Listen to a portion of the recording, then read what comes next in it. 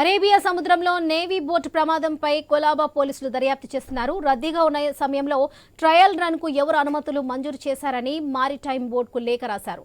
Trial నిర్వహణలో పాటించిన protocol ను పరిశీలిస్తున్నట్లు వెల్లడించారు. బోటు తొరైటల్ సమస్య ఉండడంతో నియంత్రణ కోల్పోయి ప్రయాణికుల పడవను ఢీకొట్టిందని ప్రాథమిక విచారణలో తేలిందన్నారు. అంతేకాకుండా ఫెర్రీ బోట్లో కెపాసిటీ కంటే ఎక్కువ మంది ప్రయాణికులు కూర్చున్నారా లేదా అనే కోణంలో దర్యాప్తు చేస్తున్నామన్నారు. గేట్వే ఆఫ్ ఇండియా నుంచి బోట్ రైడ్ చేసేవారంతా లైఫ్ జాకెట్లను తప్పనిసరిగా ధరించాలని అధికారులు ఆదేశాలు జారీ చేశారు.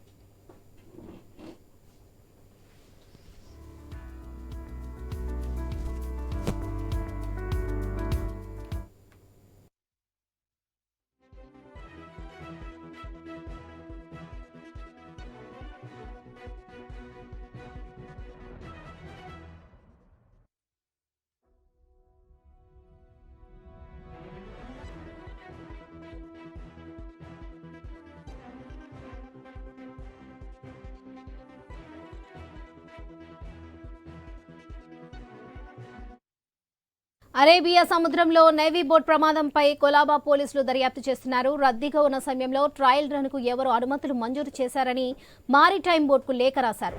ట్రయల్ నిర్వహణలో పాటించిన ప్రోటోకాల్ ను పరిశీలిస్తున్నట్లు వెల్లడించారు.